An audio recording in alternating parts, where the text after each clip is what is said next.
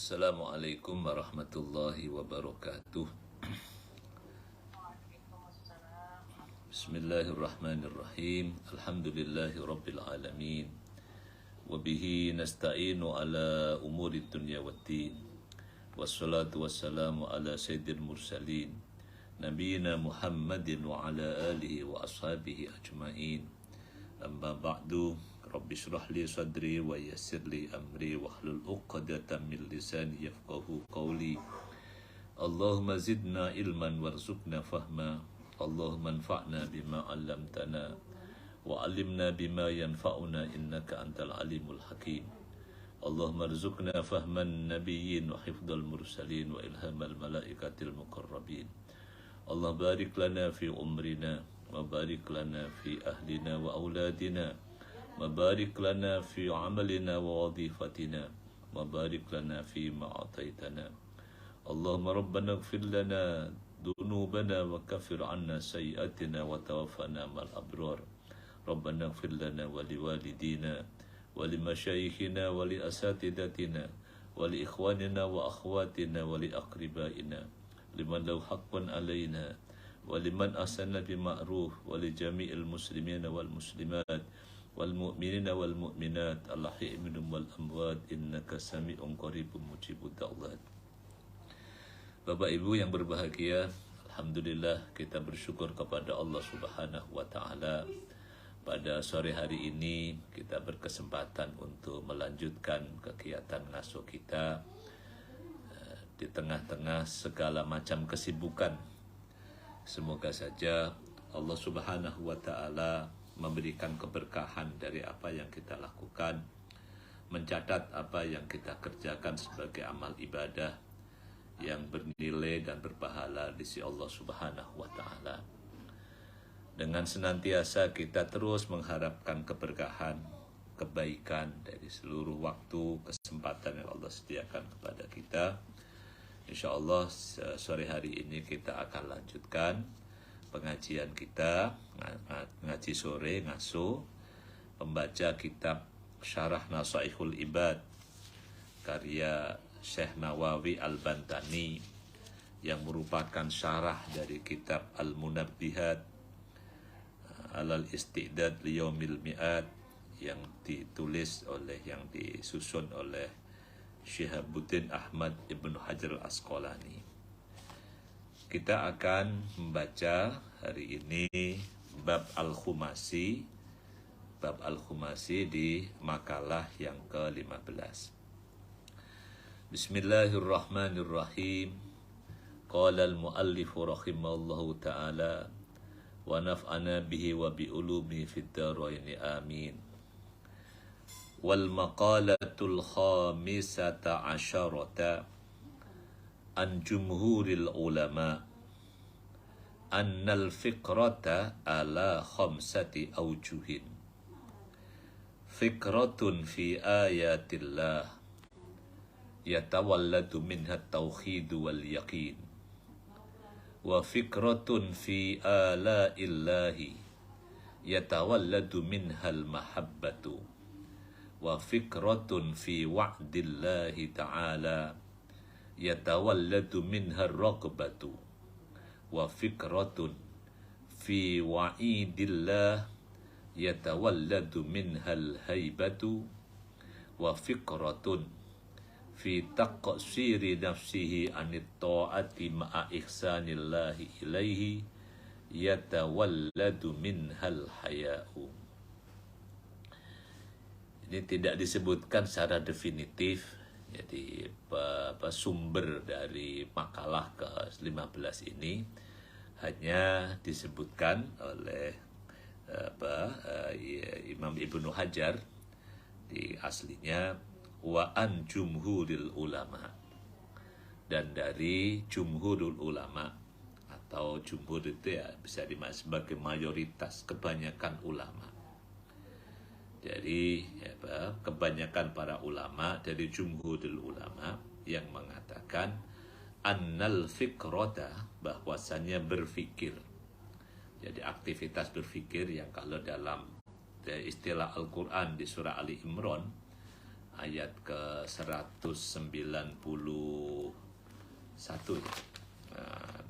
Jadi ada keseimbangan antara berfikir dan berzikir ya.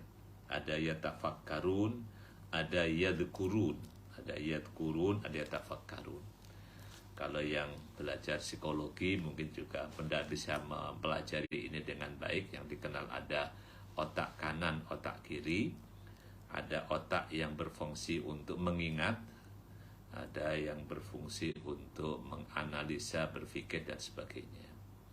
Ada siapa remembering ya. Jadi untuk mengingat yadhkurun, ada yang yatafakkarun. Nah, berpikir bisa macam-macam.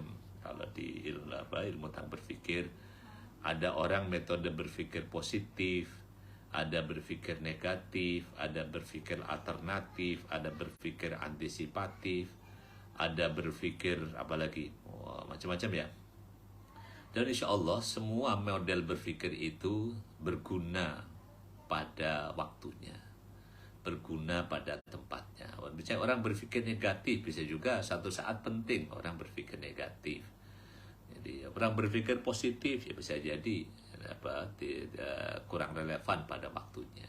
Jadi masing-masing cara berpikir itu, jadi ada berpikir antisipatif, ada berpikir objektif. Nah, ini insya Allah tentang macam-macam berpikir. Nah, ini kalau di penjelasan nasihat ulama, jumhur ulama pada kesempatan ini mengatakan bahwa berpikir itu ala khamsati aujuhin. Ada 5 wajah, 5 sisi. Jadi wajah itu sesuatu yang tampak dari depan. Jadi kalau ya, wajah kita ya yang tampak ketika kita berhadapan dengan seseorang.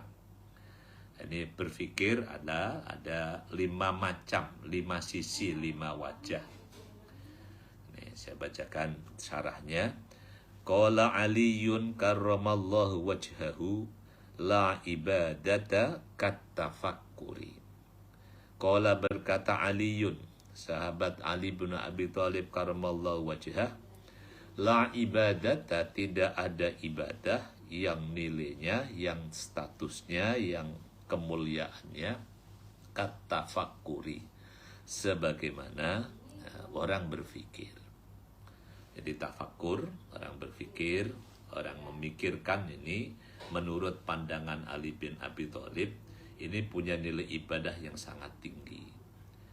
Ya, ibadah ini kan pekerjaan dewasa ya, makanya dalam beberapa syarat rukun ibadah itu ada akil balik. Akil balik yang makna akil artinya berakal, yang artinya bahwa ketika orang beribadah itu ya tidak boleh orang menafikan akalnya.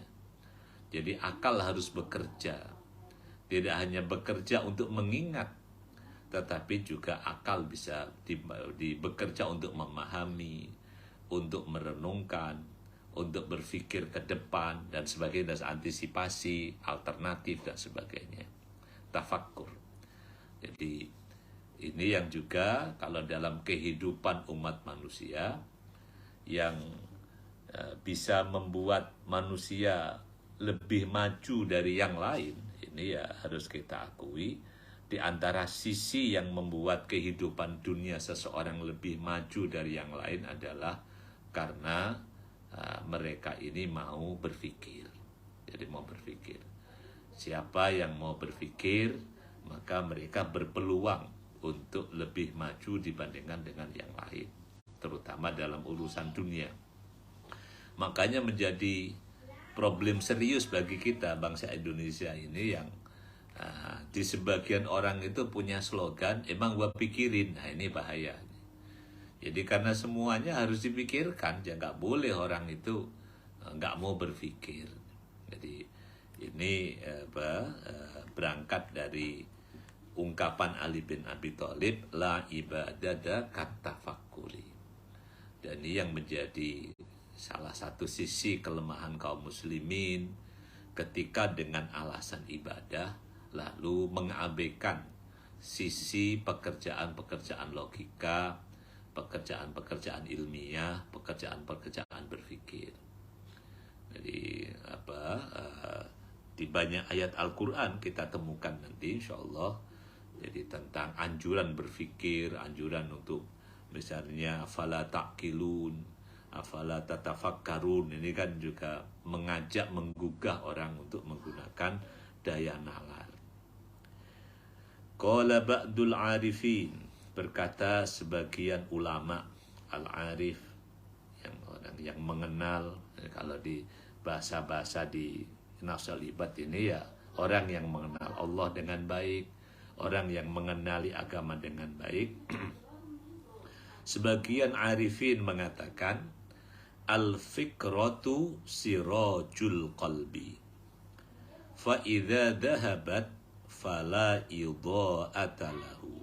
Nah, ini ungkapan kalau mau di syarahnya ini ya, syarah yang oleh Syekh Nawawi menukil dari Ba'dul Arifin mengatakan al-fikratu, berfikir itu adalah sirajul qalbi. Akal pikiran, berfikir itu adalah siraj, lentera hati, sirajul qalbi, lenteranya hati, penerang hati. Fa idza dhahabat, jika berfikir itu hilang, orang nggak mau mikir, maka fala idha'ata lahu, maka fala idha'ata, maka tidak ada lagi penerang, tidak ada lagi lentera, tidak ada lagi lampu lahu, bagi hati. Jadi misalnya bahaya ketika orang punya semangat tinggi, itu semangat ini kan adanya di hati, lalu tidak dibarengi dengan akal pikiran yang cerdas, berpikir yang matang, ya akhirnya semangat yang tinggi itu ya menjadi bahaya. Dan habis kalau bahasa lain itu jadi ngawur, tahawur gitu ya. Kalau yang baca Iddatun Nasiin itu ada at-tahawur, orang punya semangat tinggi tapi tidak dibarengi dengan kemampuan akal, kemampuan berpikir, kemampuan analisa, kemampuan ilmiah yang bagus. Tapi juga sebaliknya nanti, kalau ada orang punya kemampuan ilmiah yang bagus tapi nggak dikasih juga semangat yang baik, ya jadi statis, jadi nggak bergerak juga. Jadi ini antara semangat, jadi semangat dalam hati yang bergelora, yang berkobar-kobar itu, semangat yang besar itu harus dibarengi dengan kemampuan akal pikiran yang juga cerdas, yang juga jadi bagus. Ya kalau nggak mikir, nggak pakai mikir, ya sekali lagi orang punya semangat bagus tapi mikirnya telat, mikirnya lambat, nggak mau berpikir, ya ini bahaya. Jadi kalau dalam sejarah Islam itu pernah terjadi yang misalnya adanya dikenal dulu kelompok Khawarij, itu kan orang yang punya semangat tinggi dalam beragama tetapi tidak dibarengi dengan ilmu pengetahuan agama yang cukup, sampai akhirnya ya nabrak sana nabrak sini. Jadi ini kalau ungkapan Ba'dul Arifin gitu ya. Jadi al-fikratu sirajul qalbi, berfikir itu adalah lentera lampunya hati. Fa idza dhahabat, jika sudah tidak berpikir, udah nggak bisa lagi mikir karena sudah didominasi oleh yang menghalangi berpikir itu biasanya jadi ada faktor syahwat. Jadi faktor syahwat itu yang bisa menghalangi orang berpikir. Ada yang juga bisa menghalangi berpikir, ada faktor syubhat. Objek yang difikirkannya itu nggak jelas. Jadi kalau tidak jelasan objek itu yang membuat orang berpikirnya akan terlantar, tersesat kemana-mana. Demikian juga ketika orang misalnya tadi karena dominasi syahwat, dominasi nafsu, sehingga akal pikirannya nggak jalan, ini juga berpotensi. Jadi kalau udah nggak pakai mikir ya kacau, berantakan gitu. Jadi ini penghalang berpikir itu syahwat. Itu bisa dilihat dalam surah Al-Furqan ayat ke-43-44. Itu contoh peringatan Allah, teguran Allah tentang orang yang nggak bisa lagi berpikir karena dominasi nafsu syahwatnya. Kalau di ayat itu, A'udzubillahi minasyaitonirrajim. Bismillahirrahmanirrahim. Ara'aita man ittakhadha ilahahu hawahu afa anta takunu alaihi wakila am tahsabu anna aktsarahum yasma'una aw yaqilun inhum illa kal an'ami bal hum adallu sabila. Kalau dibaca terjemahnya dalam terjemahan Departemen Agama, ayat ke-43-44 ya. Terangkanlah kepadaku tentang orang yang menjadikan hawa nafsunya sebagai Tuhannya. Maka apakah kamu dapat menjadi pemelihara atasnya? Atau apakah kamu mengira bahwa kebanyakan mereka itu mendengar atau memahami? Mereka itu tidak lain hanyalah seperti binatang ternak. Bahkan mereka lebih sesat jalannya dari binatang ternak. Jadi ini kalau sudah dominasinya nafsu, karena betul kan. Jadi yang membedakan manusia dengan hewan ternak itu kan akalnya. Nah kalau akalnya nggak berfungsi, akalnya nggak jalan, lalu yang bekerja hanya nafsu, ya apa bedanya gitu kan.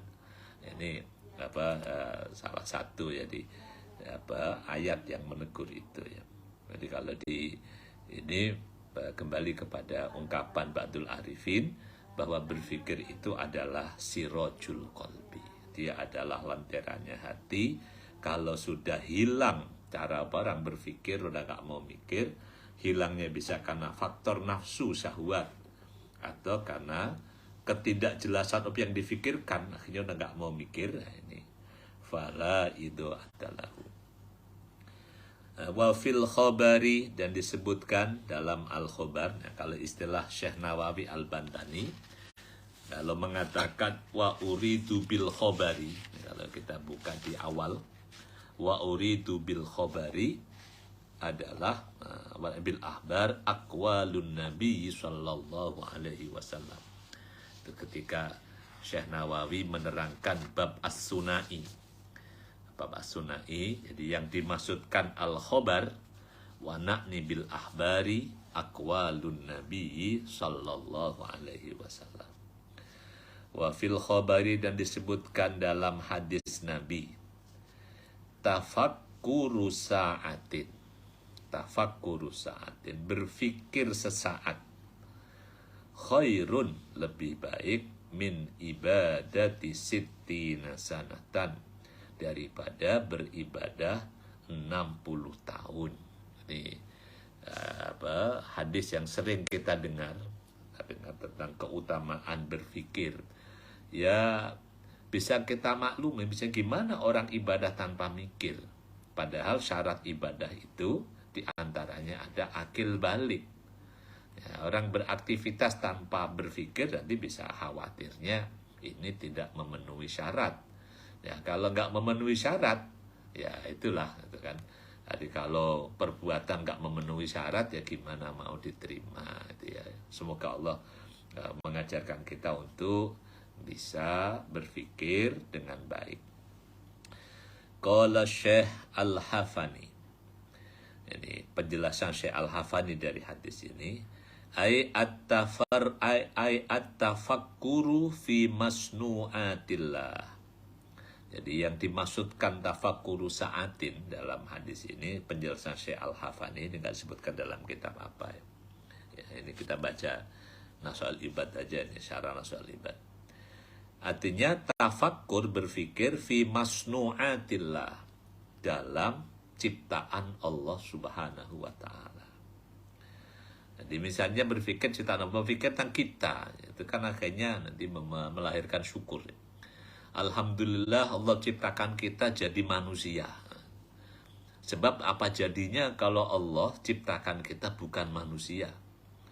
Kalau Allah ciptakan kita menjadi misalnya benda mati, menjadi batu, menjadi tanah. Ya, nasibnya kayak begitulah gitu kan. Atau seandainya Allah ciptakan kita bukan manusia, tapi diciptakan menjadi hewan, menjadi menjadi tanaman. Jadi kalau benda mati itu kan juga benda mati, nggak bergerak, nggak tumbuh. Kalau tanaman itu tumbuh tapi tidak bergerak. Jadi dia bisa makan. Kalau tanaman itu kan dia bisa tumbuh besar. Tapi kalau makanan di sekitarnya habis, ya udah nggak bisa pindah, ya mati aja di situ gitu kan. Allah ciptakan kita jadi manusia. Allah nggak ciptakan kita jadi hewan. Hewan bisa makan, minum, tumbuh, bergerak. Yang kalau makanan di situ habis bisa cari ke tempat lain. Tapi Allah nggak kasih kepada hewan itu bisa berbicara yang baik, berpikir. Jadi ini akhirnya bersyukurlah kita diciptakan jadi manusia. Apalagi menjadi manusia Indonesia. Tinggal di Indonesia yang subhanallah, di negeri yang sangat indah luar biasa. Jadi Indonesia ini kan, kalau yang sekarang kuliner Indonesia itu kan paling nyaman. Jadi misalnya dari kuliner dari ujung timur sampai ujung barat, subhanallah kan, aneka macam makanan, keindahan alamnya dan sebagainya, subhanallah ini layak, jadi mengharuskan kita untuk senantiasa bersyukur. At-tafakkur fi masnu'atillah. Jadi kalau berpikir tentang ciptaan Allah ya, akhirnya jadi yang paling dekat adalah bersyukur. Alhamdulillah. Apalagi untuk kita misalnya ciptakan jadi manusia Indonesia lagi itu kan, ya harus syukurnya semakin banyak bersyukur. Jadi kalau yang suka kuliner kan, misalnya orang di Eropa dari sono sini cuma adanya burger, gitu kan, makanannya paling itu kentang goreng, burger. Kalau kita itu kentang aja bisa macam-macam untuk olahannya. Jadi misalnya soto aja itu kan dari soto Medan sampai soto Banjar itu. Misalnya bahan sagu itu bisa tidak cuma papedanya orang Ambon Papua, sagu bisa kalau di Jawa jadi cireng, nanti sampai ke Palembang bisa jadi pempek, semuanya bahannya sagu. Itulah keindahan Indonesia. Oke, ini wa fi sakaratil maut, berpikir tentang sakaratul maut, tentang kematian. Ini berpikir yang membuat orang antisipatif ya. Jadi apa sih yang terjadi ketika orang sakaratul maut? Jadi bagaimana orang bisa tetap ingat Allah dalam keadaan seperti itu? Jadi sementara kaidah itu kan ada ungkapan bahwa orang itu akan mati sebagaimana kebiasaannya. Ya mutul mar'u ala ma yahya alaihi. Seseorang itu mati gimana kehidupannya. Coba kita perhatikan misalnya orang sakaratul maut. Bahkan kita misalnya orang-orang beriman. Kan ketika ada orang sakaratul maut kan kita harapkan ada yang mentalkin, mendampinginya untuk bisa membaca kalimat tauhid la ilaha illallah. Nah ini kalau orang tidak terbiasa membaca kalimat tauhid, kalau mulutnya nggak fasih ketika sehat, ketika sadar membaca kalimat tauhid, bagaimana ketika sakaratul maut yang kesadarannya itu sudah berkurang sekian persen bisa menirukan orang yang mengajarkan. Ini kan akhirnya orang ketika sakaratul maut harus mengandalkan, harus pada kekuatan hati, kekuatan dirinya sendiri. Atau misalnya kita sering menyaksikan misalnya juga yang ketika orang sakaratul maut ada keluarga yang membacakan Al-Quran. Jadi kalau orang itu tidak biasa, tidak punya kebiasaan baca Quran, begitu dibacakan malah jadi bingung ini bacaan apa. Jadi misalnya kita kan dalam sakaratul maut, orang yang memiliki kekayaan sebanyak apapun ketika sakaratul maut ya begitulah ya, kehidupannya akan segera berakhir di situ. Dan ini orang ketika menghadapi kematian ini kalau bisa menjadi kesempatan menyenangkan, bisa menjadi kesempatan yang menakutkan. Jadi kemudian kita bisa pahami ini kan sebagai orang sedang dipanggil Allah. Sedang dipanggil untuk menghadap Allah. Nah ini orang, ya kalau kita ingat zaman sekolah dulu. Orang kita mau dipanggil Pak Guru, dipanggil ke depan. Maju ke depan kelas. Itu kan bisa menyenangkan, bisa menakutkan. Kalau kita siap dengan apa yang kira-kira nanti akan Pak Guru tanyakan ketika kita dipanggil ke depan kelas, insya Allah kita akan maju dengan tenang, dengan nyaman.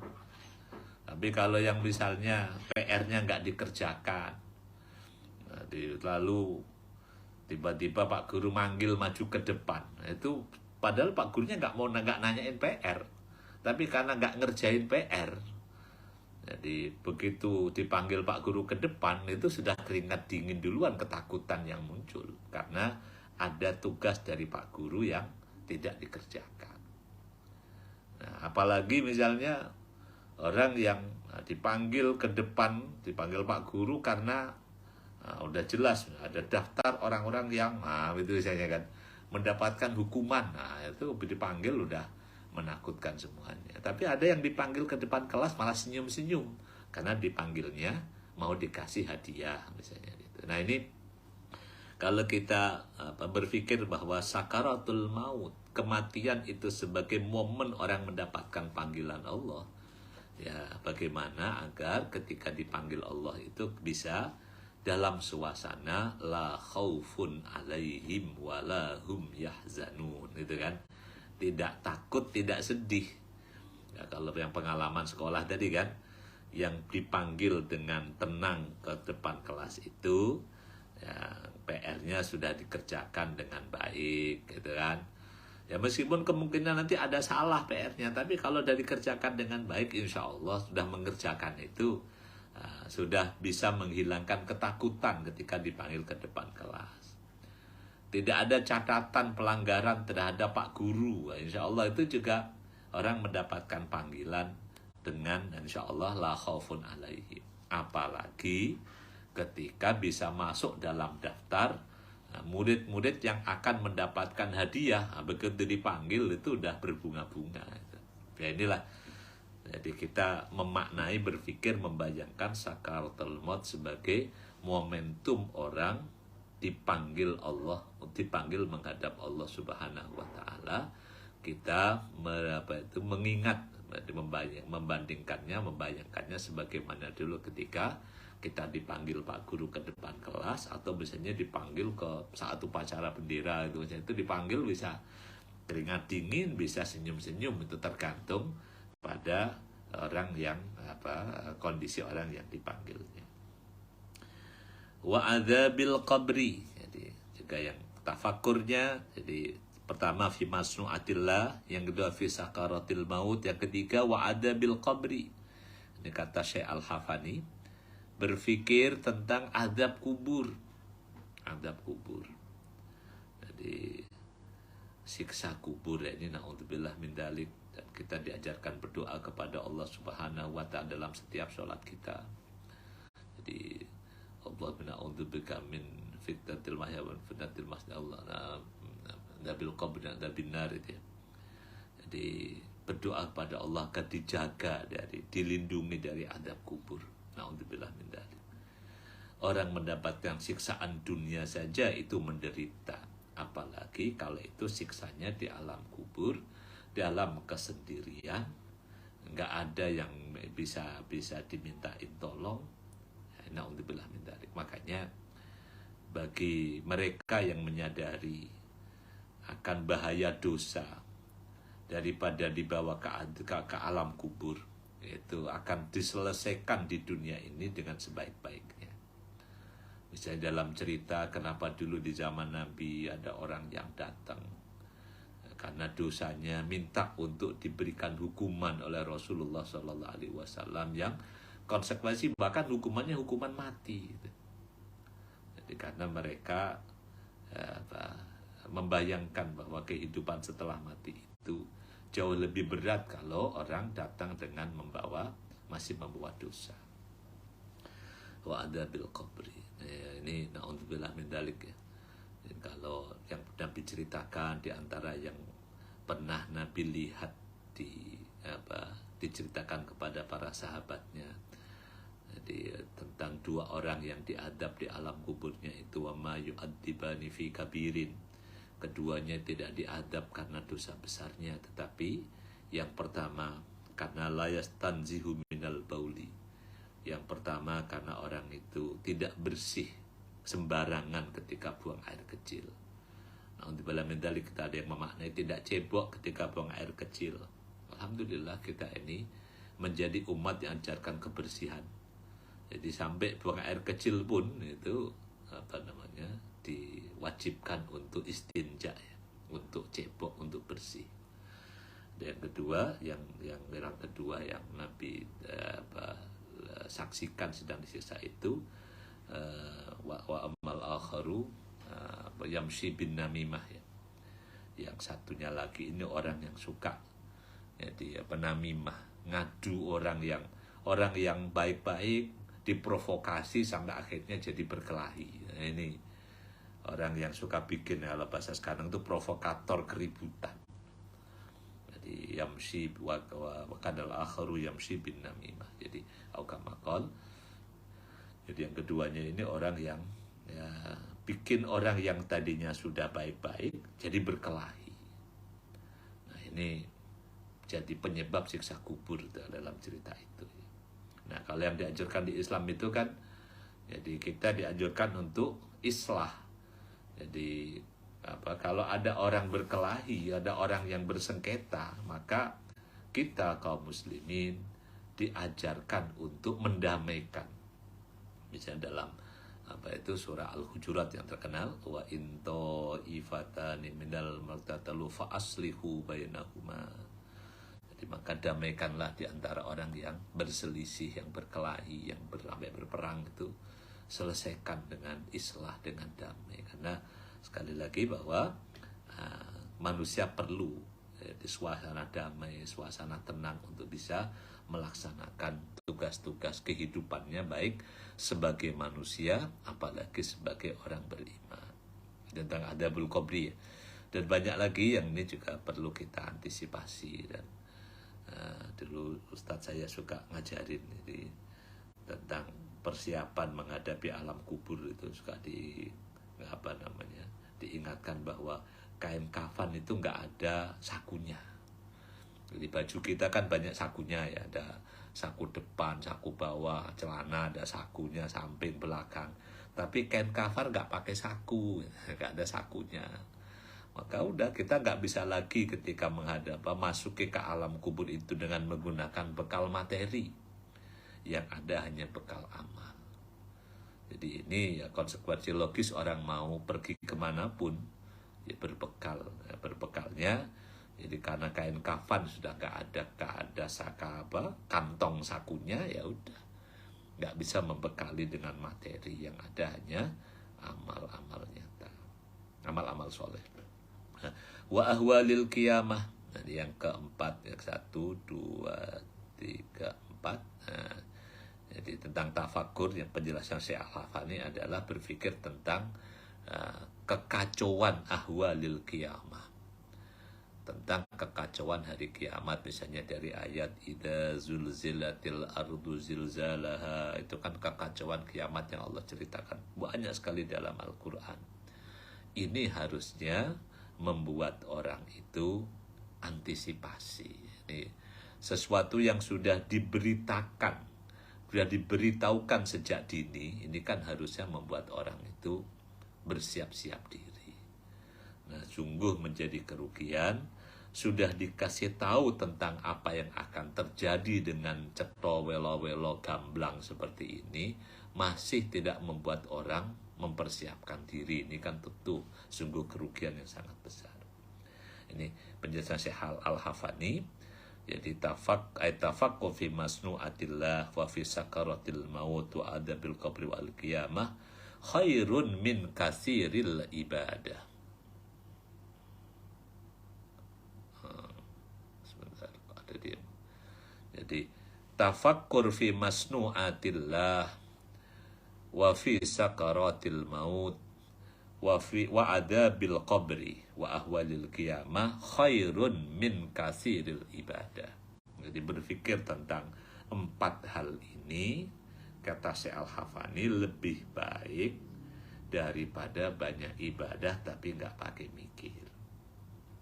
Karena 5 yatarattabu ala dalikal fikr.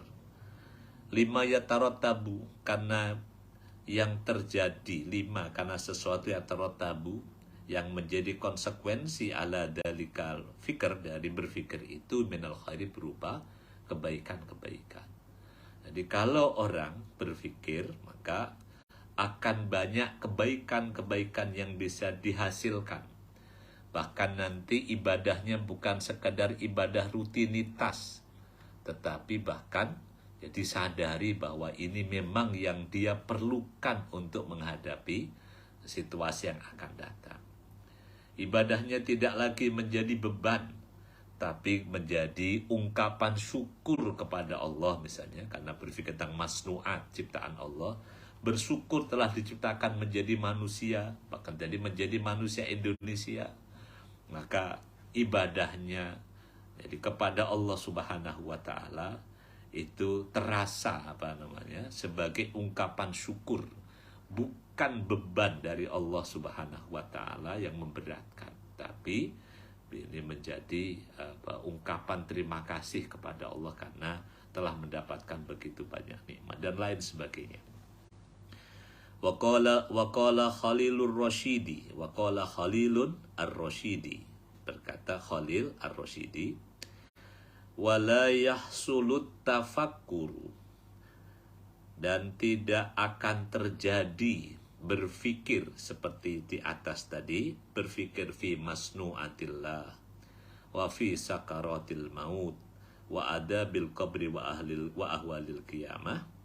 Nggak bisa berfikir seperti itu illa bimudawamati dzikril lisan, kecuali dengan mudawamah, membiasakan, melanggengkan, mengistiqomahkan dzikril lisan. Dzikril lisan, dzikir lisan, bacaan. Yang dzikir yang harus dibaca itu kan ada bacaan sholat, itu harus dibaca, nggak cukup hanya dibatin. Mulai dari takbiratul ihram, Allahu Akbar, sampai assalamualaikum warahmatullah. Atau misalnya dzikrul lisan yang harus dibaca Al-Quran, warattilil Qur'ana tartila.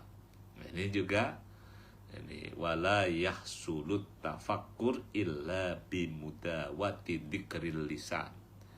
Jadi baik tadi bacaan sholat atau bacaan Al-Quran, bacaan dzikir-dzikir yang lain, ma'ahuduril qalbi, dengan menghadirkan hati, dengan ada upaya hati yang hadir, hatinya ikut memahami, ikut berusaha mentadabbur, mencari tahu, mencari makna yang dibaca. Hatta yatamakkana dzikru, hatta sehingga yatamakkana, kokoh. Jadi tamkin, kokoh, ad-dzikru, dzikir itu fi qalbihi, dalam hatinya.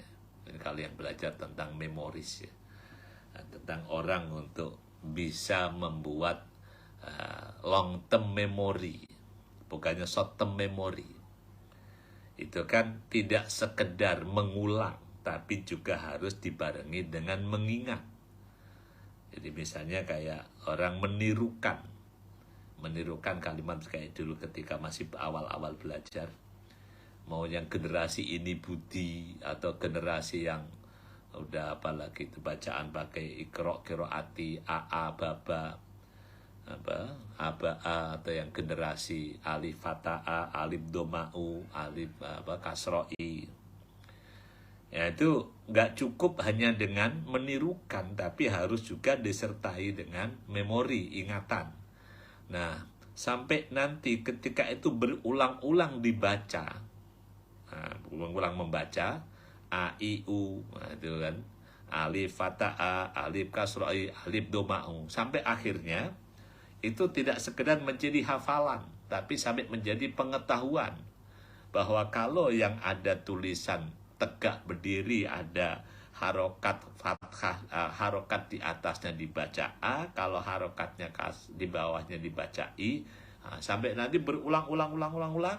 Nah itu kan bukan sekedar pengulangan, sampai bisa menjadi pengetahuan.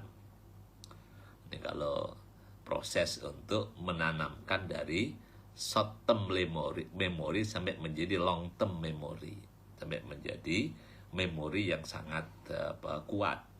Nah, seperti misalnya kan memori kita yang nyaris hampir semua orang tuh nggak lupa itu memori surah Al-Fatihah.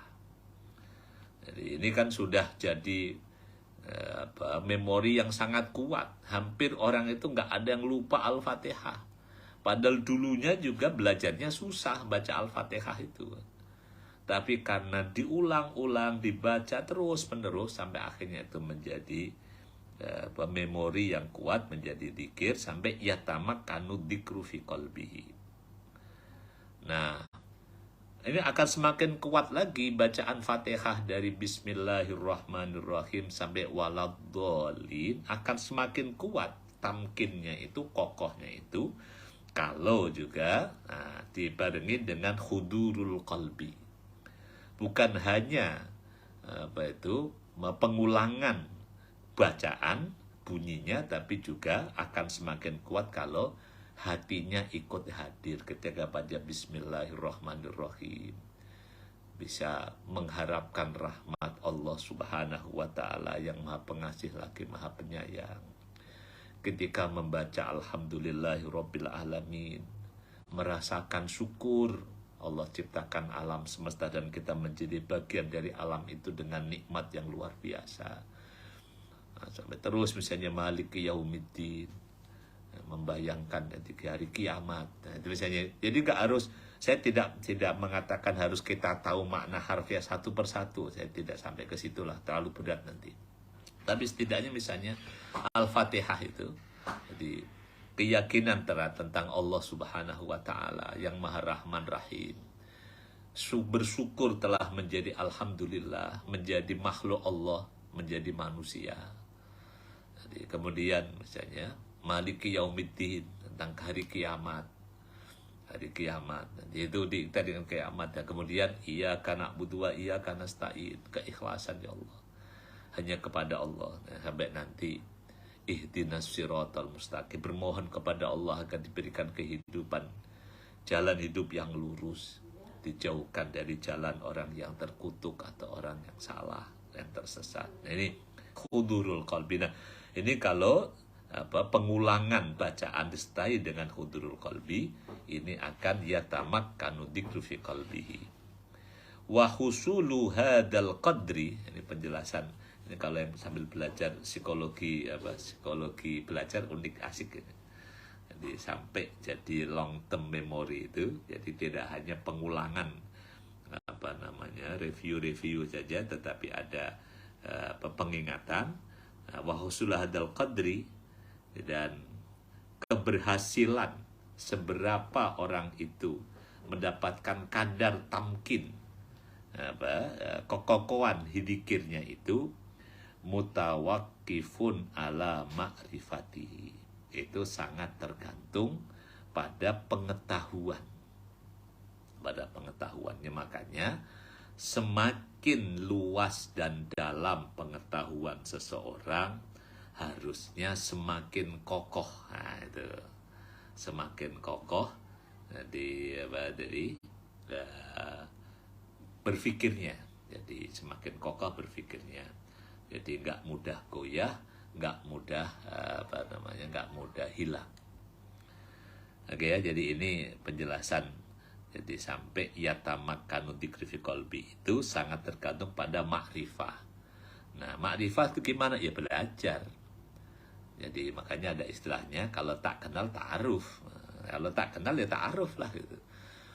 Jadi ta'aruf itu mengenali kan. Jadi mengenali ini kan bisa yang sudah kita kenali bisa jadi baru sebagian. Nah, makanya contoh misalnya buku tafsir, kenapa kok makin lama tafsir makin besar, makin besar, makin besar? Ya, karena berusaha untuk menggali dari banyak sisi yang mungkin bisa terjangkau. Idmata lam ya'rifhu kaifa yatamakkanu dzikruhu biqalbihi wa lisanihi.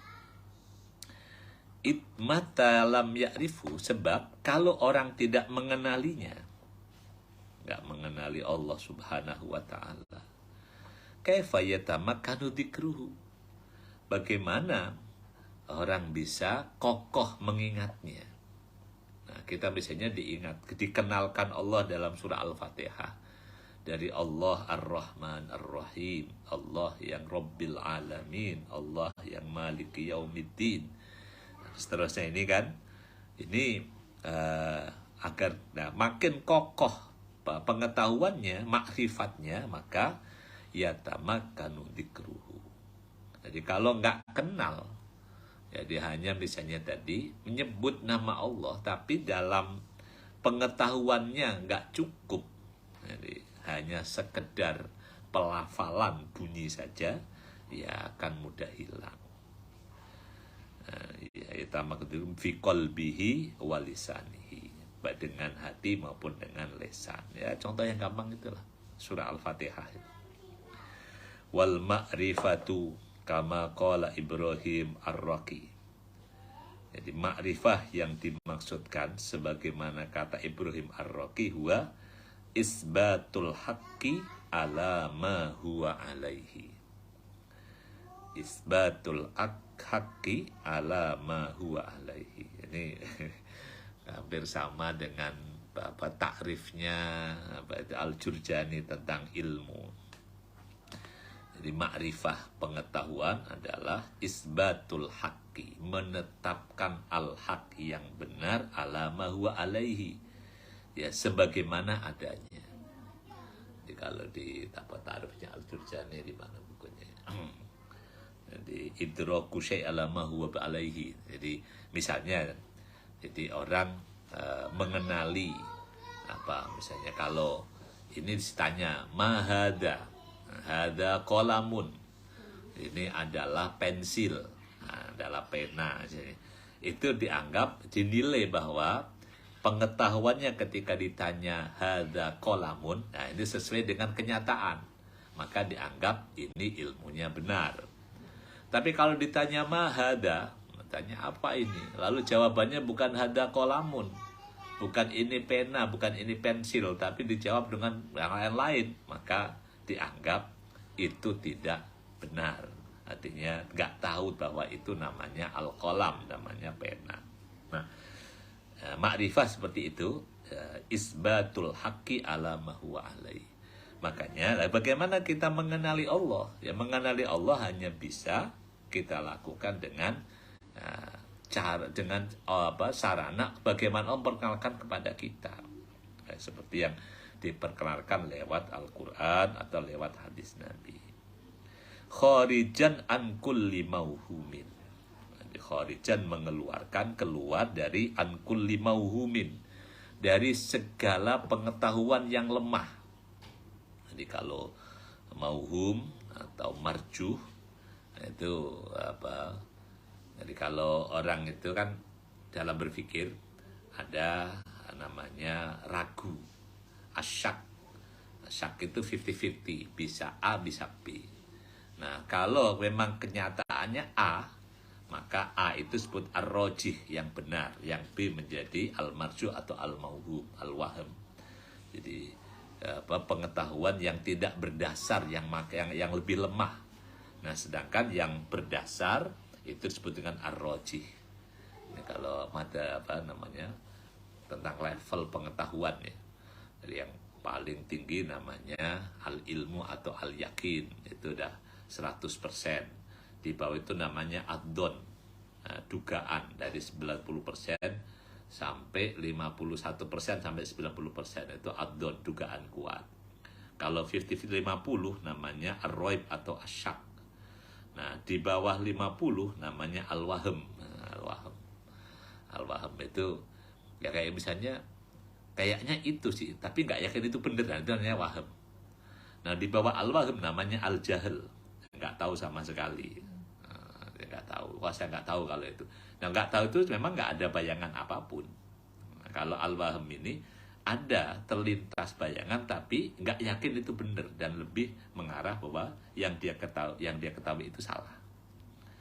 Ini namanya al-ma'rifah itu begitu. Jadi seperti yang dikatakan oleh Ibrahim Ar-Raqi, isbatul haqqi ala ma huwa alaih. Ini bisa mirip dengan definisinya Al-Jurjani tentang al-ilmu. Jadi idraku syai' ala ma huwa bihi. Oke, wa majaril fikri kasiratun faminha wa huwa asyrafuha. Nah, ini. Wa majaril fikri, dan jalur majari, jalur pemikir itu banyak sekali. Jadi alur berpikir itu banyak sekali, faminha, maka diantaranya wa huwa asyrafuha, jadi yang paling mulia, ini yang disampaikan oleh jumhur ulama, yang disyarah oleh Syekh Nawawi Al-Bantani.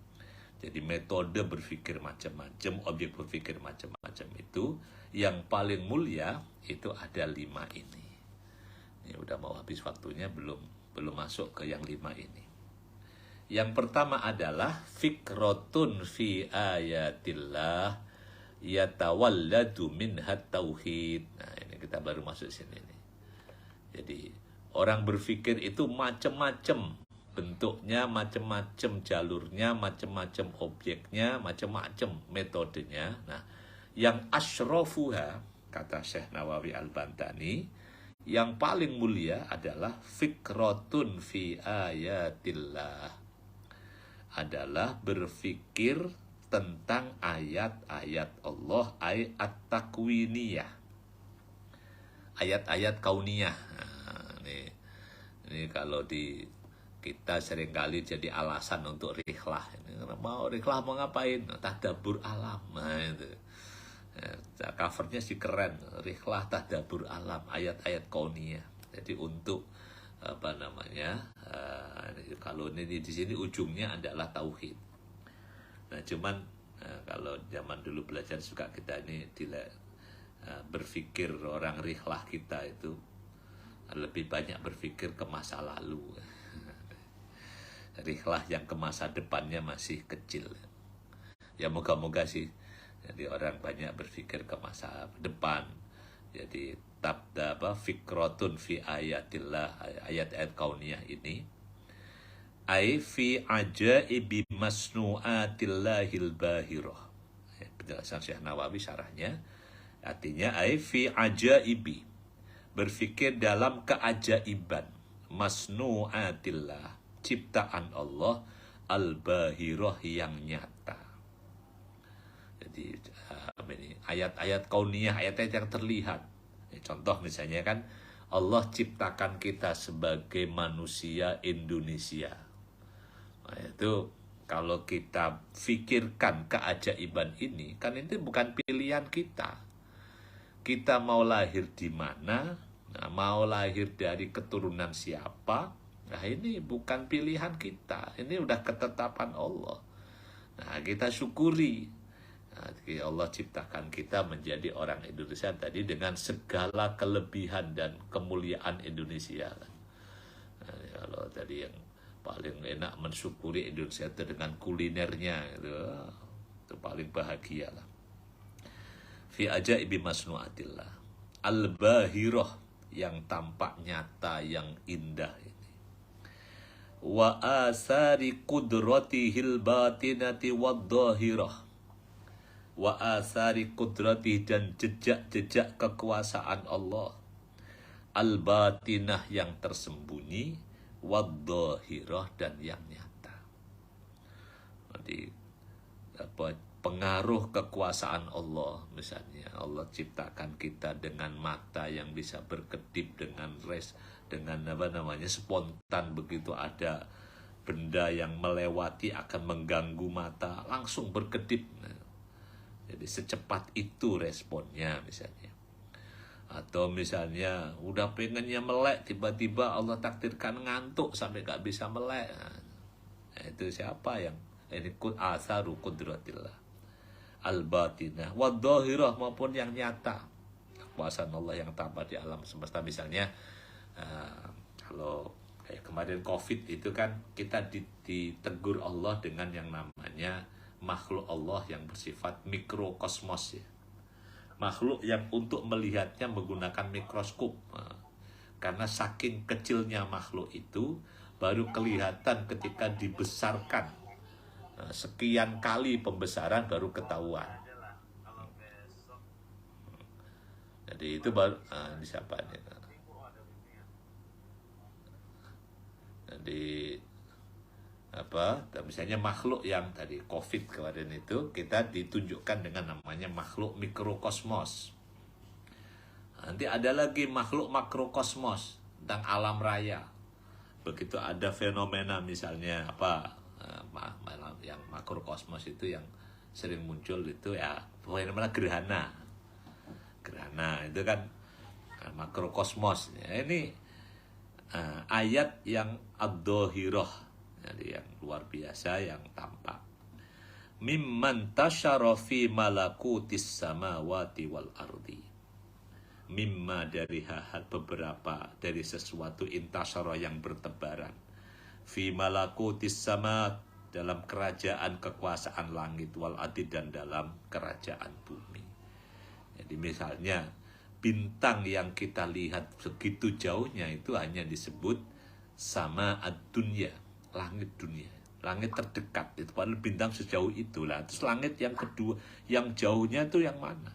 Nah, ini wa min ajaibil masnuati, dan di antara keajaiban ciptaan Allah itu adalah nafsuka, dirimu sendiri. Jadi manusia itu adalah makhluk ajaib, makhluk ajaib, makhluk yang sangat unik. Qala Allah Ta'ala, Allah berfirman, Unduru madha fis samawati wal ardi.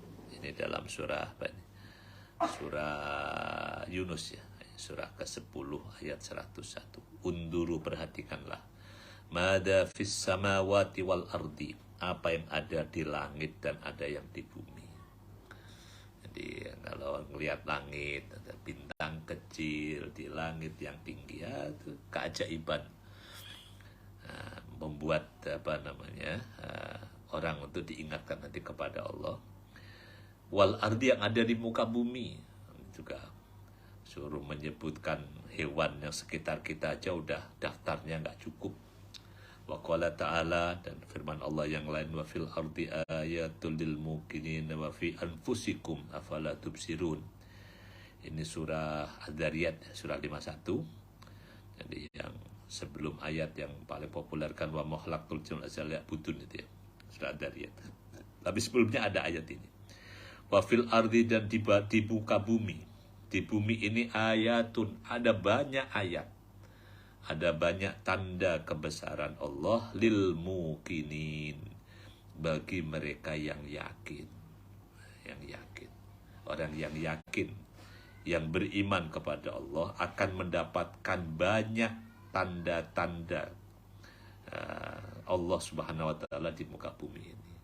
Makanya kalau dalam cerita para ilmuwan, para peneliti, begitu mereka meneliti berbagai macam tanaman, hewan di muka bumi, itu akan mendekatkan mereka kepada pengakuan, keimanan kepada Allah yang menciptakan. Wa fi anfusikum, dan pada dirimu sendiri. Jadi manusia ini keajaiban manusia, afala tubsirun, apa kalian tidak memperhatikan? Misalnya contoh, ini yang itu tubuh kita itu, yang keluar dari tubuh kita bisa macam-macam itu.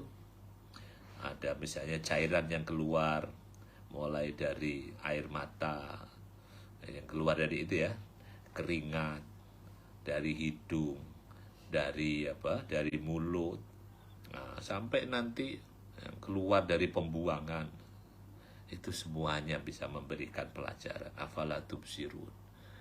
Jadi kalau orang misalnya dikasih banyak makan tapi gak ada pembuangan, jadi problem. Ada pembuangan tapi masih ada yang tersisa, jadi problem. Orang gak berkeringat jadi masalah. Ini afala tubsirun. Makanya salah satu, kalau saya menerangkan tentang zakat itu, kenapa kita mesti zakat, kenapa mesti sedekah? Ya, seperti tubuh kita. Kalau orang banyak banyak income, banyak masukan, tapi kemudian tidak ada sedekahnya, nggak ada yang dikeluarkannya, ya sama nanti seperti orang yang banyak makan tapi tidak mengeluarkan kotoran, bisa jadi problem. Nah, kotoran itu nggak cuma kotoran yang itu yang bermasalah bagi tubuh, bukan hanya air besar, air kecil. Jadi misalnya ya kayak gula yang nggak berguna dalam tubuh kita akan jadi masalah dan sebagainya. Ya perlu itu salah satu dalil tentang kenapa kita masih sedekah itu. Karena tubuh kita kalau nggak disedekahkan, bahkan yang bermanfaat pun kalau dia mengendap dalam tubuh itu akan jadi masalah, ya harus dikeluarkan. Nah, berpikir tentang ayatillah ini, yatawalladu minha, akan melahirkan dari berpikir ini, yatawalladu akan lahir, minha dari berpikir fi ayatillah ini, ayan sya'u min hadil fikrah, at-tauhid. Tauhid, mengesahkan Allah. Hanya Allah yang Maha Esa. Hanya satu kekuasaan yang bisa mengendalikan ini. Kalau ada lebih dari satu, ya berantakanlah alam raya seluas ini. Kalau yang mengendalikan lebih dari satu, jadi misalnya contoh, mohon maaf ya ini, kalau ada Tuhan pencipta, Tuhan penjaga, Tuhan perusak, ya kacau lah alam semesta. Yang berkuasa siapa? Misalnya itu. Kalau ada Tuhan Bapak, Tuhan Anak, Tuhan Ibu, yang berkuasa siapa? Ya kalau nggak berkuasa, kenapa jadi Tuhan? Nah, ini kalau pakai logika ya. Ya Tuhan hanya satu. Kalau lebih dari satu, ya pastilah akan terjadi kekacauan di alam semesta ini. Jadi berpikir yang melahirkan tauhid. Jadi wal yakin, dan melahirkan keyakinan. Wahadat tafakkur, berpikir tentang ayat-ayat Allah di alam semesta ini, yazidu akan menambah fi ma'rifatika, dalam pengetahuanmu, bidzatillahi wa sifatihi wa asma'ihi, akan menambah pengetahuanmu tentang zat Allah, tentang sifat Allah, tentang asma Allah. Jadi ini penjelasan Syekh Nawawi Al-Bantani. Makanya yang pernah belajar bahwa dalam cara menguatkan iman itu bisa digunakan, menggunakan namanya ayat-ayat kauniyah. Bahkan misalnya dalam tubuh kita, sehat sakit kita itu bisa menjadi ayat kauniyah untuk menguatkan, menambah makrifah, pengetahuan kita, pengenalan kita tentang Allah, tentang sifat Allah, tentang asma Allah. Qala Allah Ta'ala, Allah berfirman, sanurihim ayatina fil afaqi wa fi anfusihim hatta yatabayyana lahum annahul haq. Dalam surah Fusilat, ya, Fusilat ayat 53. Nah, yang populer Fusilat itu yang 30 ya. Sanurihim, akan kami tunjukkan kepada mereka, ayatina, ayat-ayat kami, fil afaqi, kami tunjukkan ayat-ayat kami di alam raya, di alam semesta, wa fi anfusihim, dan kami tunjukkan ayat-ayat kami dalam diri mereka sendiri, dalam ciptaan manusia itu sendiri.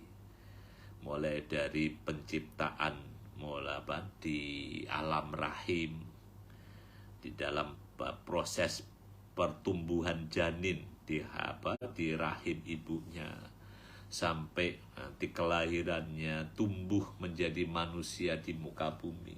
Ini semuanya adalah tanda kebesaran Allah. Ini ayat-ayat keimanan. Siapa yang mengajarkan anak itu bisa menghisap susu ibunya. Nah, misalnya itu siapa yang ngajari? Siapa yang ngajari anak untuk berbicara? Allamahul bayan. Hatta yatabayyana, sehingga nyata lahum bagi mereka itu, sehingga cetha welo-welo gamblang lahum bagi mereka itu annahul haqqu, bahwasannya Allah adalah maha hak, maha benar. Wa min samaratil yakin, dan di antara buah dari yakin, ini kan berpikir tentang ayat Allah. Ini kalau yang dulu suka belajarnya pakai panah-panah, nah ini kalau mau dipanahin, berpikir ayat Allah, panahnya melahirkan tauhid dan yakin. Kalau tauhid nanti akan jadi ikhlas. Wa min samaratil yakin, dan buah dari al-yakin, panahnya yakin itu akan di as-sukun. Jadi kalau belajar panah itu kan melahirkan, mengandung dan melahirkan. Mengandung dan melahirkan. Jadi belajar pakai panah itu, ini mengandung ini, melahirkan ini. Jadi kalau ya tauhid mengandung ikhlas, yakin ini membuahkan, membuahkan as-sukun, ketenangan.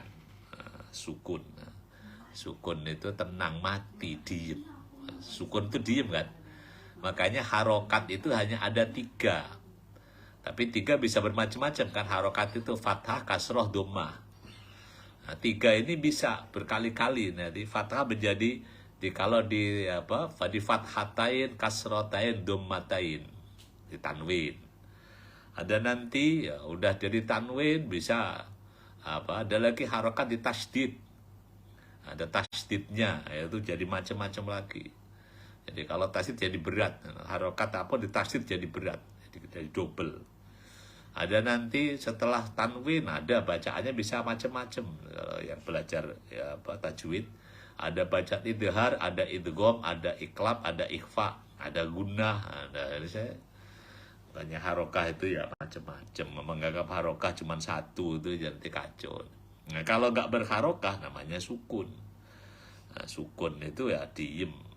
Nah, ini kalau samaratul yakin, buah dari keyakinan, as-sukun. Jadi tenang, anteng, ila wa'dillah. Anteng, percaya dengan janji Allah.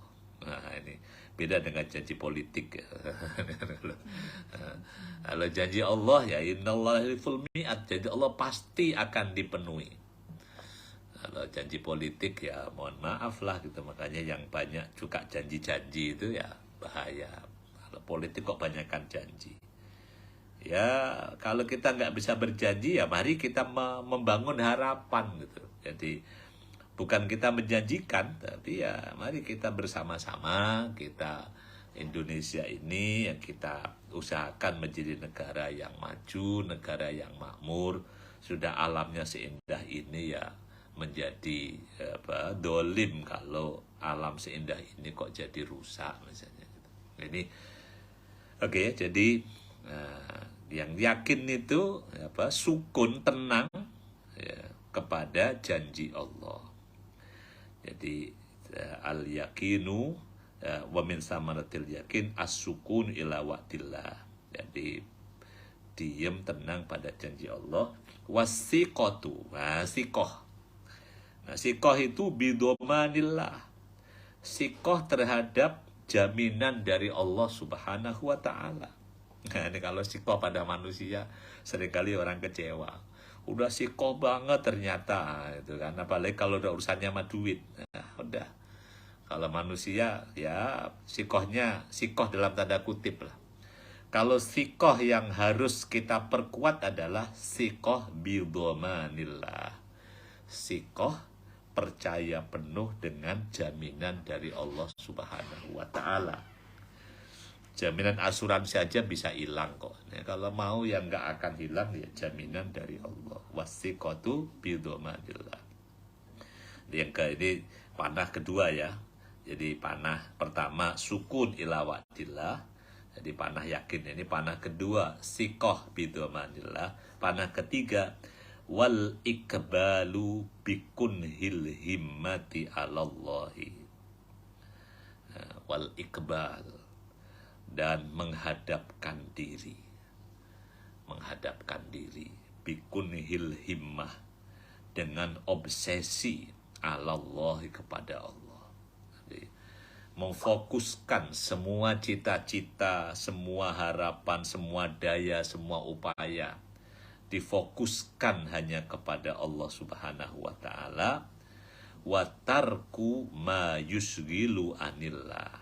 Yang keempat, watarku, dan meninggalkan ma yusgilu anillah, segala sesuatu yang menyibukkan, yang mengganggu orang dari Allah.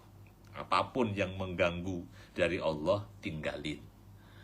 Nah, kalau zaman dulu misalnya kayak ceritanya sahabat Abdullah ibnu Umar, karena punya kebun yang gara-gara kebun itu ketinggalan sholat asar, nah, maka bersama Rasulullah, maka akhirnya kebunnya diwakafin aja lah, disedekahkan biar nggak terganggu oleh kebun itu. Ini misalnya dulu pilihan, contoh yang dilakukan. Segala sesuatu yang mengganggunya dari Allah, nah tinggalin. Nah kemudian, yang sekarang yang kelima, warruju'u fi kulli halin. Panah yang kelima, warruju'u, dan kembali fi kulli halin, dalam setiap keadaan, ilallahi, hanya kepada Allah. Selalu kembalinya kepada Allah. Jadi bukannya innalillahi raji'un, tapi bertaubat kembali kepada Allah. Nah ini selalu kepada Allah.